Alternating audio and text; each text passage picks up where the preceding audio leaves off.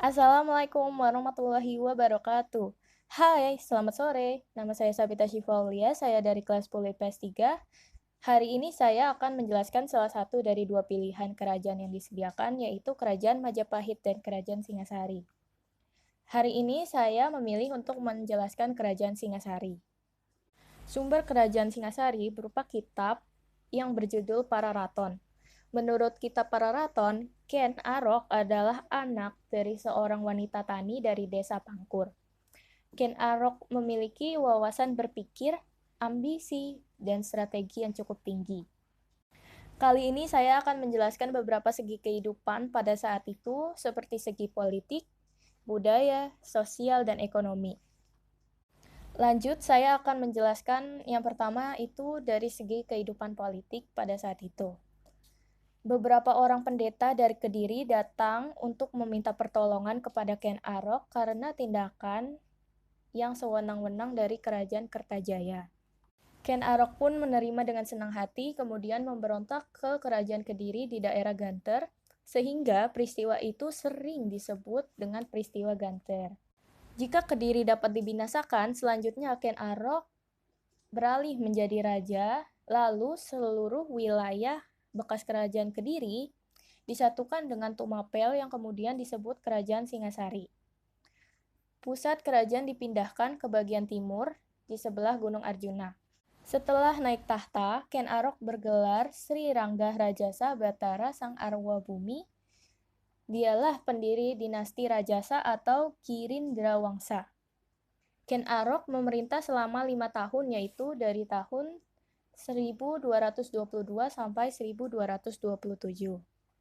Pada tahun 1227, Ken Arok dibunuh oleh seorang pengalasan atas perintah Anusapati, anak Ken Dedes dengan Tunggul Ametung. Singkat cerita, Kertanegara terkenal dengan gagasannya yang tinggi, yaitu ingin memperluas daerah kekuasaannya hingga meliputi seluruh pulau-pulau di wilayah Nusantara. Seluruh Nusantara akan disatukan di bawah Panji-Panji Singasari. Untuk mewujudkan cita-citanya, Kertanegara melakukan beberapa usaha sebagai berikut. Yang pertama, penataan di dalam negeri. Mahapati Raganata digantikan oleh Aragani karena dipandang kurang mendukung gagasan raja.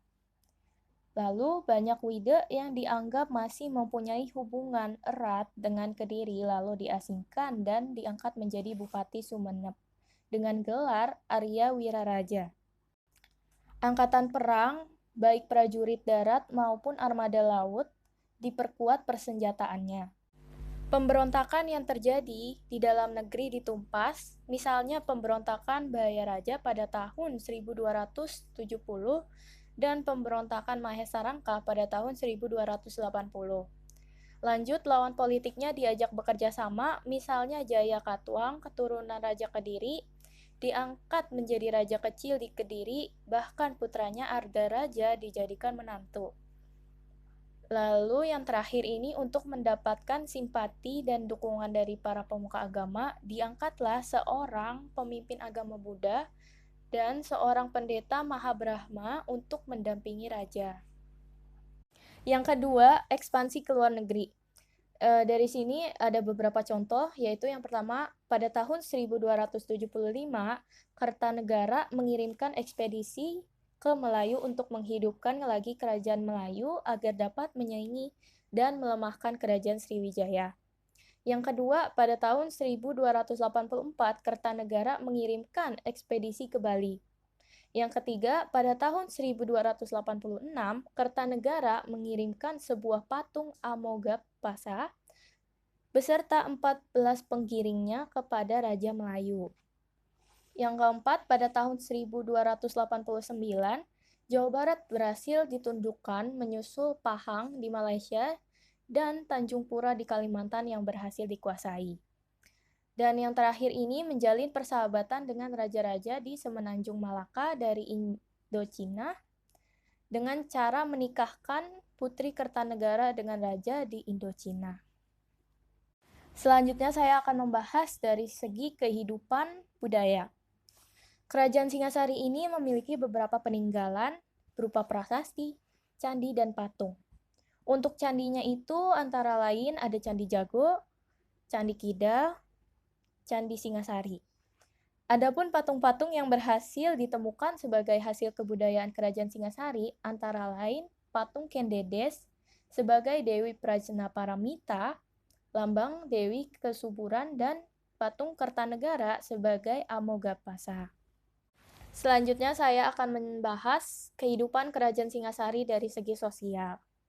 Pada masa-masa pemerintahan Ken Arok ini, kehidupan sosial masyarakat sangat terjamin, akan tetapi pada masa pemerintahan Anusapati, kehidupan masyarakat mulai terabaikan. Hal itu disebabkan raja sangat gemar menyambung ayam sehingga melupakan pembangunan kerajaan. Keadaan rakyat Singasari berangsur-angsur mulai membaik setelah Wisnuwardana naik tahta.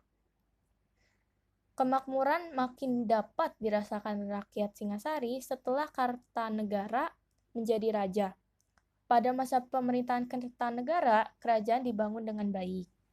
Kertanegara ini mempunyai tujuan yaitu ingin menyatukan seluruh wilayah Nusantara di bawah naungan Singasari.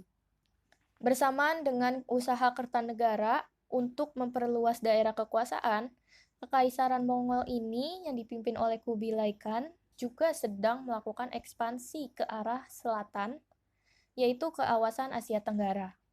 Dan terakhir ini, saya akan membahas tentang kehidupan ekonomi pada masa Kerajaan Singasari saat itu. Berdasarkan analisis bahwa pusat Kerajaan Singasari berada di daerah sekitar lembah Sungai Brantas, dapat diduga bahwa rakyat Singasari banyak menggantungkan kehidupan pada sektor pertanian. Keadaan itu juga didukung oleh hasil bumi yang melimpah sehingga menyebabkan Raja Kertanegara memperluas wilayah terutama tempat-tempat yang strategis untuk lalu lintas perdagangan. Sekian penjelasan dari saya. Jika ada kesalahan kata maupun agak terbata-bata untuk cara omongnya, mohon dimaafkan. Wassalamualaikum warahmatullahi wabarakatuh. Terima kasih.